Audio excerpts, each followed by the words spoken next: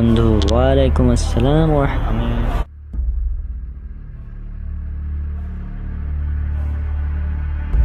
আমি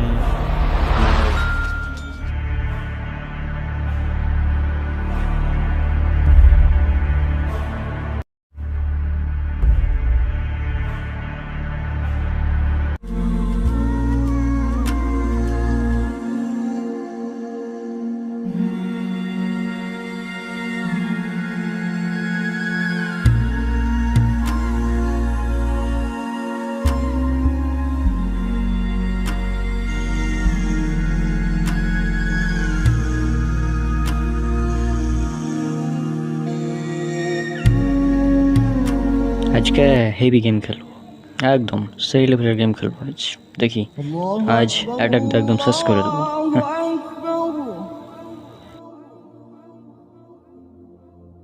attack, yes attack, yes yes.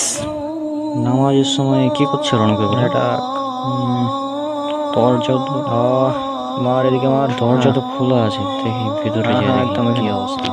মার, হ্যাঁ একদম শেষ। মার ওকে মার। হে রণক, নামাজ পড়তে যাবে না? Attack, attack. হে রণক, আবে শুনতে পাস না নাকি? রণক,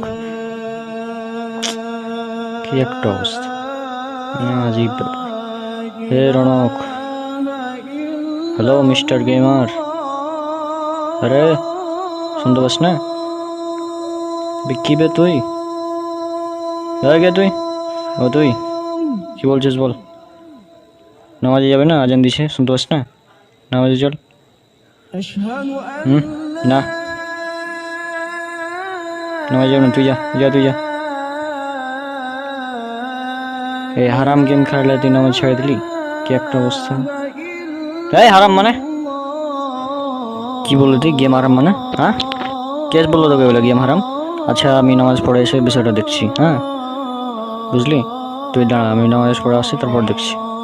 যা ইন্দা যা, টানার বদ্ধ একটা যা ইন্দা, ফালতু ছেলে পেলে। আচ্ছা তুই দাঁড়া, আমি নামাজ পড়ে আসছি, তারপর দেখছি বিষয়টা। যা যা তুই যা, যা নামাজ যা, ফালতু।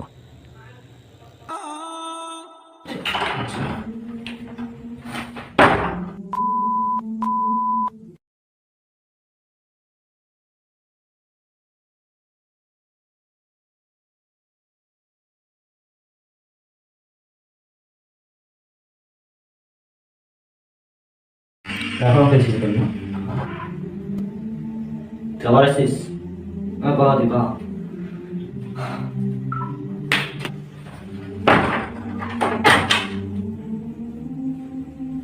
বস এখানে বস, বল কি তোর হারামাই তোর করছি আমি।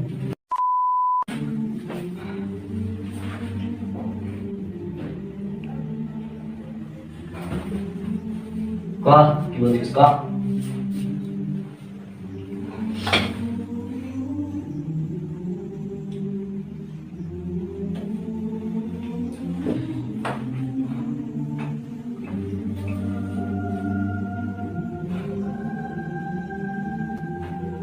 তুই এরকম কেন হলি? না মানে তুই গেমে আসক্ত হয়ে গেছিস, আর তুই যেটা করছিস এটা কি ঠিক? ইসলামের জায়গায় আর গেমের জায়গায় এগুলো ক্যাসে মিস করবো? গেম খারাপ হারাম, এটা তো মানুষ না। সুন্দর প্রশ্ন। ইসলামের জায়গায় আর গেমের জায়গায়, তাই না? এটা বলছো তুমি? তাহলে শুনো, আল্লাহ সুবহানাহু ওয়া তাআলা পবিত্র কোরআনে বলেছেন, এটা আছে সূরা জারিয়াত সূরা নম্বর 51 আয়াত নম্বর 56। এটা হচ্ছে আল্লাহ সুবহানাহু ওয়া তাআলা এখানে বলেছেন, আমি জিন এবং মানুষকে সৃষ্টি করেছি তার দাসত্ব করার জন্য। ইবাদত বললে হয়তো তুমি বলবো যে মসজিদে যাও, নামাজ পড়ো, তারপরে রোজা রাখো, এগুলোকে ইবাদত বলে। কিন্তু বলেছি দাসত্ব মানে হচ্ছে 24 ঘন্টা আল্লাহর ইবাদত করা। আর ইসলাম মানে তো তুমি বুঝিনি, ইসলাম মানে হচ্ছে আল্লাহ সুবহানাহু ওয়া তাআলার কাছে আত্মসমর্পণ করা সব ক্ষেত্রে। আর এই যে গেমগুলো যে হারাম, এটা উল্লেখ করা হয়েছিল সূরা মুমিনুন সূরা নম্বর 23 আয়াত নম্বর 1, 2, 3 যদি পড়ো তাহলে পেয়ে যাবো।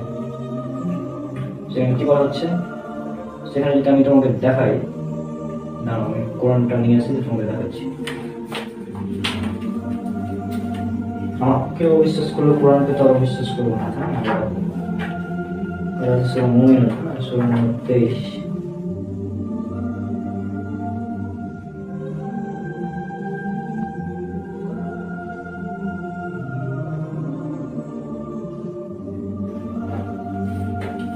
স্পষ্ট লেখা, অবশ্যই মুমিনগণ সফল হয়েছে যারা নিজেদের সালাতে বিনয়াবনত এবং আর যারা অনর্থক কথাকর্ম এবং কাজকর্ম থেকে দূরে আছে তারাই সফল। তুমি যে গেম খেলছো এটা হচ্ছে একটা অনর্থক কাজ, ইসলামের দৃষ্টিতে এটা হচ্ছে অনর্থক কাজ, বুঝেছো?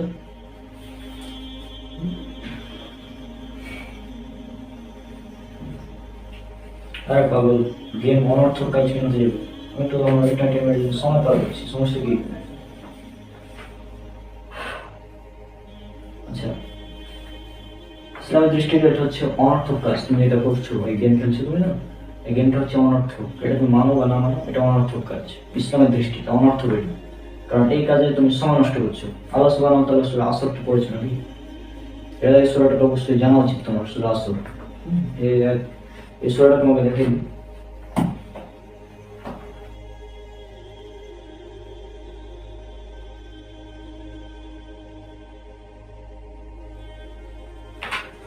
সূরা আসর হচ্ছে 3 নম্বর সূরা। তুমি যে সময় নষ্ট করছো, আল্লাহ সুবহানাহু ওয়া তাআলা এই যে এখানে আল্লাহ সুবহানাহু ওয়া তাআলা সময় কসম করেছেন, বুঝেছো? সময়ের কসম, এই সময়ের কসম, নিশ্চয় সকল মানুষ ক্ষতিগ্রস্ত, সকল মানুষ ক্ষতিগ্রস্ত। তবে তারা নয় যারা ঈমান এনেছে, সৎ কাজ করেছে, উপদেশ দিয়েছে এবং পরস্পরকে ধৈর্যের উপদেশ দিয়েছে এবং সত্যের উপদেশ দিয়েছে। উপদেশ, আমি তোমাকে সত্যের উপদেশ দিলাম, আমি বললাম যে তুমি চলো নামাজ পড়তে যাও আমার সাথে, কিন্তু তুমি গেলো না। আমি যে বললাম তোমাকে নামাজ পড়তে যাওয়ার সময়, তখন তুমি কি এই যে অনর্থক কাজ যেটা সামনে দেখলাম, আর তাছাড়া তুমি আমাকে, আমি যখন গেলাম তখন শুনতে পাচ্ছিলাম তুমি অকথ্য ভাষায় গালাগালি করছিলাম আমাকে, ঠিক না? সামান্য একটা গেমের জন্য তুমি আমাকে গালাগালি শুরু করে দিয়েছিলে, এটা কি ঠিক? তো আশা করি তুমি এটা বুঝতে পেরেছো যে গেম, পয়েন্ট নাম্বার 1, গেম হচ্ছে অনর্থক কাজ। পয়েন্ট নাম্বার 2, এটা সময় নষ্ট করে। পয়েন্ট নাম্বার 3, তুমি এই গেম এর কারণে আল্লাহ সুবহানাহু ওয়া তাআলার ইবাদত থেকে দূরে থাকছো। কারণ আজান দিল, তুমি আমার সাথে নামাজ পড়তে গেলে না, তুমি এখানে বসে বসে গেম খেলতে থাকলাম। উচিত কি ছিল? তোমার উচিত ছিল নামাজটা পড়া, তাই না? এটা উচিত ছিল কি না? আচ্ছা, আমি এটা রেখে আসি, তারপরে আবার কথা বলি তোমার সাথে।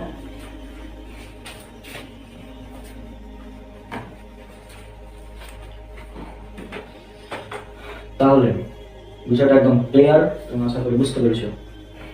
আর কিছু বলার আছে তোমার? আমি তো বিষয়টা ক্লিয়ার করে দিলাম। গেম, পয়েন্ট নাম্বার 1, সময় নষ্ট করে। নাম্বার 2, এটা অনর্থক কাজ। নাম্বার 3, এটা তোমাকে আল্লাহর ইবাদত থেকে দূরে রাখছে, কারণ তুমি নামাজের সময় গেম খেলছো। তাছাড়া তুমি এই গেমের কারণেই মানুষকে গালাগালি করছো। পয়েন্ট নাম্বার 4, এটা হচ্ছে, এটাই প্রমাণ করে যে তুমি এই গেমে আসক্ত হয়ে গেছো, ঠিক আছে? তুমি বলছো যে আমার সমস্যা কি, তাই না? তুমি গেম খেলছো, তুমি নামাজ পড়ছো না, আমার কি? আমার তো কিছুই আছে না, যাই না। কিন্তু ওই যে সূরা আসরে আল্লাহ সুবহানাহু ওয়া তাআলা বলেছেন, যারা ঈমান এনেছে, সৎকর্ম করেছে এবং পরস্পরকে ধৈর্যের এবং সত্যের উপদেশ দিয়েছে। আমি তোমাকে উপদেশ দিলাম, তুমি সেটা মানবে না, সেটা তোমার ব্যাপার, ঠিক আছে? কারণ আমি জানি গেম একসাথে একদম ছাড়া সম্ভব না, তাই মাঝে মাঝে খেলবো, মাঝে মাঝে ছেড়ে দেবো, এরকম এরকম করে ইনশাল্লাহ একদিন তোমার গেম ছুটে যাবে। আল্লাহ সুবহানাহু ওয়া তাআলার কাছে সাহায্য চাও যে এভাবে দেওয়া করবো যে আমি যেন গেমগুলো ছাড়তে পারি, ঠিক আছে? তো আশা করি আজকে তোমাকে যেগুলো বললাম সেগুলো তুমি বুঝেছো। ওই যে চলো এশার আজান দিচ্ছে, হ্যাঁ, মাগরিবের সময় তো ডাকলাম, গেলে না। চলো এখন আমরা নামাজ পড়তে যাই। হুম, চলুন তাহলে নামাজ পড়তে। আচ্ছা চলো।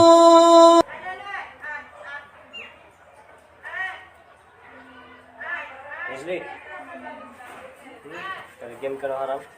ও শব্দগুলোর সাথে আমি এরকম করছিলাম, নামাজের সময় গেম খেলছিলাম, মাগরিবের সময় তাহলে।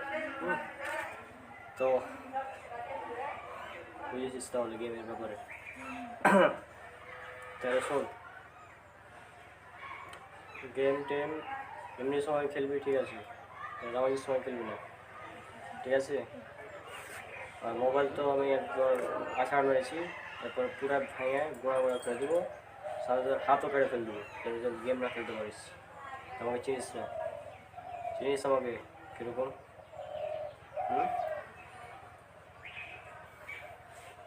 কিছুদিন আগে যখন তোকে এক হাতে উপরে চড়লাম, আমি বুঝেছিলি আমার ভিতরে কত শক্তি আছে।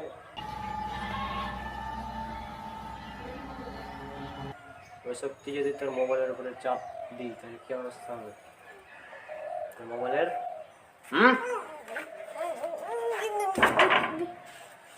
বুঝলি?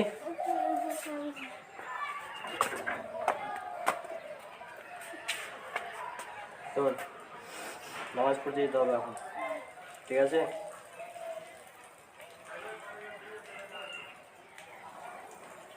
আর গেমটা ভালো খেলবি না, গেম খেলা আরাম পাপ। চেষ্টা করবি গেম না খেলার, তা যদি খেলিস মাঝে মধ্যে খেলবি, নামাজের সময় ইনকাম করতে না হয়। চল নামাজ পড়।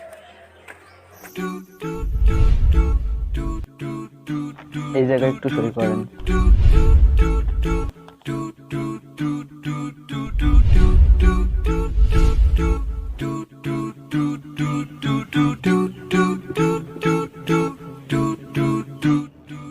কিরে কিভাবে পড়তেছিস? এই আরিফ আজাদের বই পড়তেছি। সারাদিন এত ইসলামিক বই পড়িস কেন তুই? আপডেট বই পড়তে পারিস না? ইসলামিক বই পড়েই সব থেকে আপডেট হওয়া যায়। হ্যাঁ, সব ফাও কথা, তোদের সব ভুল মিথ্যা। আর যত সত্যি সব তোদের, তাই না? তা না তো কি তোদের? হ্যাঁ আমাদের। তোদের ধর্ম যারা বানাইছে তারা তো হিসাবই জানে না, ভক্তি করলেই সব মুক্তি, আর এদিকে আমি আকাম পুকাম সবই করি, কি হিসাব। আর তোদের ধর্মে তো বিরাট হিসাব করে বানাইছে, সারা জীবন আল্লাহর জন্য ইবাদত করলেও নাকি কবুল হয় না, আকীদা ঠিক না থাকে। সারা জীবনের কষ্ট একটা পাপের জন্য বাদ দেয় তোদের ধর্মে, এ কেমন হিসাব? কেমন হিসাব তোকে কৈফিয়ত দিতে হবে? ভাই এটা লাইব্রেরি, আপনারা দুজনে বাইরে যান, বাইরে যে ঝগড়া করেন।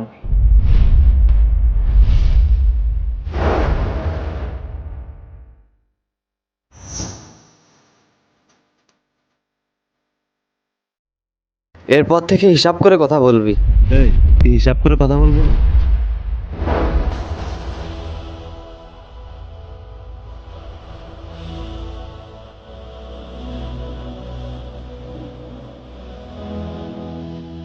কি হচ্ছে ভাই, আপনারা মারামারি করেন কেন? তা দিয়ে আপনার দরকার কি? জান, মারামারি থেকে আলোচনার সমাধানই উত্তম। কি হয়েছে বলেন দেখি, কিছু করতে পারি কিনা। কাহিনী হচ্ছে, ভাই আপনি মুসলিম, আপনি যে একজনের সাথে তর্ক করছেন, আপনার উত্তর জানা না থাকলে আপনি উত্তর দিবেন না, কিন্তু তর্ক কেন করলেন? এটা তো ইসলামের শিক্ষা না ভাই, মারামারি এগুলো তো ইসলামের শিক্ষা না। আর ভাই আপনি আপনি হিসাব চাচ্ছিলেন যে ইসলাম কেন এরকম নিয়ম দিল যে আকীদাই ঠিক না থাকলে আমলে কাজে আসবে না।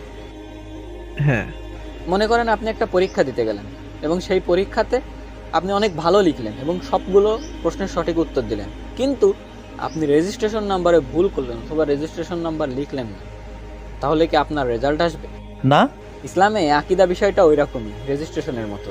যদি রেজিস্ট্রেশন দেন তাহলে আপনার ওই লেখাগুলো কাজে আসবে, অর্থাৎ আমলগুলো কাজে আসবে। আর যদি রেজিস্ট্রেশন না করেন বা রেজিস্ট্রেশন নাম্বার ঠিকমতো না দেখান তাহলে আপনার রেজাল্ট বাতিল হয়ে যাবে। বিষয়টা ঠিক এরকম।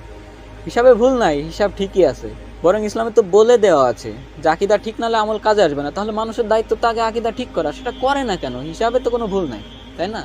তা নয় বুঝলাম, কিন্তু আপনার ধর্ম সঠিক না, আমার ধর্মই সঠিক। কিভাবে বলছেন ভাই এটা? প্রমাণ দে, না হলে কিন্তু।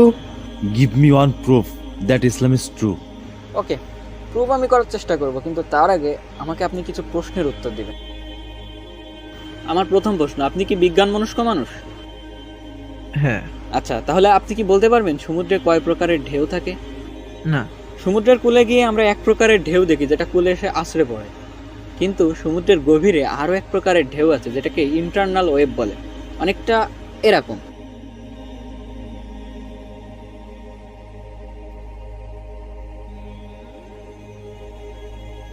এটা কেন হয় আপনার কি জানা আছে? না। এটা এজন্য হয় যে আমরা জানি যে কোনো বস্তু তাপ পেলে সেটার প্রসারণ ঘটে, অর্থাৎ সেটা হালকা হয়ে যায় এবং ঘনত্ব কমে যায়। এখন সমুদ্রের পৃষ্ঠে যখন সূর্যের আলো পড়ে তখন 200 মিটার পর্যন্ত সূর্যের আলো এবং তাপ সমুদ্রের গভীরে প্রবেশ করতে পারে। 200 মিটার নিচে কিন্তু ঘন অন্ধকার, ফিকে অন্ধকার, এবং সেইখানে নিজের হাতটাও দেখা যায় না। আর ওই যে 200 মিটার পর্যন্ত তাপ যায় না, ওই 200 মিটারে দেখা যায় যে তাপ পেয়ে সেই বস্তুর প্রসারণ ঘটে যায় এবং ওই ঢেউয়ের গতি বেশি থাকে।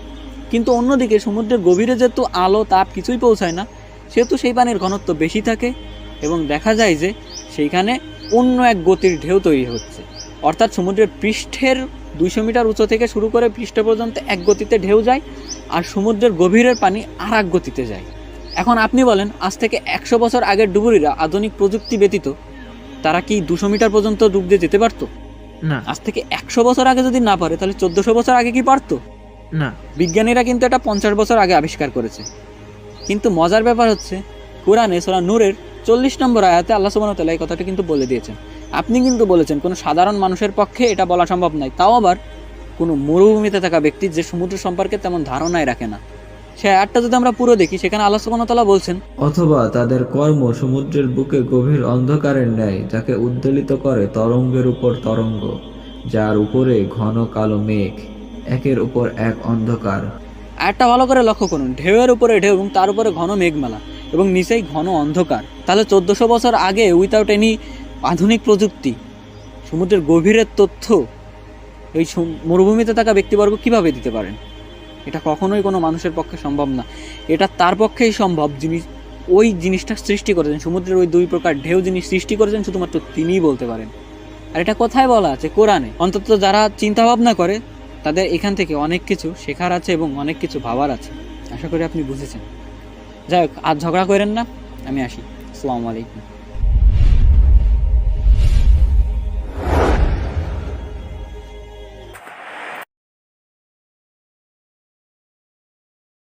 ভাইয়া মোবাইলের ডিসপ্লে তো বাদ হয়ে গেল, তো কি করবো আমি? ডিসপ্লে মানে চেঞ্জ করবো নাকি? আচ্ছা, মোবাইলের ডিসপ্লে যেহেতু ভেঙে গেছে, আমি এটা হচ্ছে ঠিক করে নিয়ে আসছি 1 ঘন্টা পর। হ্যাঁ, আমি এখনই যাচ্ছি ঠিক করতে, 1 ঘন্টা পর আসছি। তুমি এখন কী করবে? ল্যাপটপ আছে, ল্যাপটপ দেখো, আর ঘুম আসলে ঘুমিয়ে যাবে। ঠিক আছে? ঠিক আছে। আমি ঠিক করে আনছি, তারপরে দেখছি। আচ্ছা, ঠিক আছে? যাও যাও, আমি ঠিক করতে যাই। ঠিক আছে।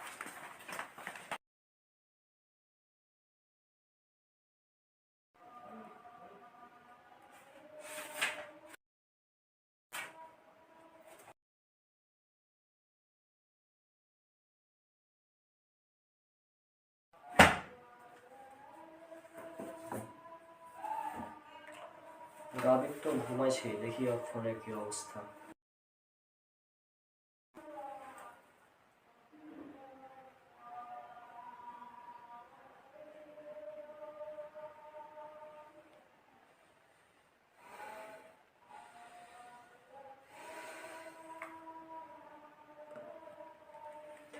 রাবিক!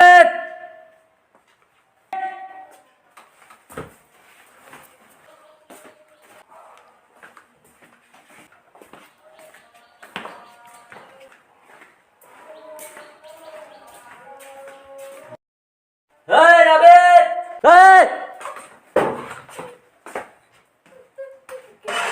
কি হলো ভাইয়া? এত রাগ করছে কেন? কে এগুলা? এগুলা কি? এগুলা কি? কোনটা? কি হয়েছে? কে এগুলা? এগুলা কি? কি করছিস তুই? কি করলাম ফেরবো আমি? এই কি করছিস এগুলা? হ্যাঁ, এই কি করছিস তুই? কি করছিস তুই? কি করছিস তুই? আর করে দিবো না?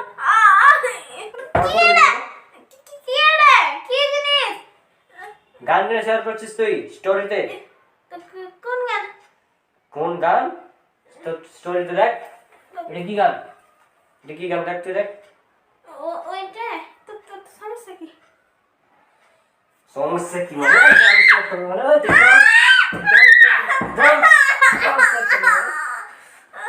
গান শেয়ার করিস না? নিষেধ করি না আমি গান শেয়ার করতে? কবে? কবে মানে?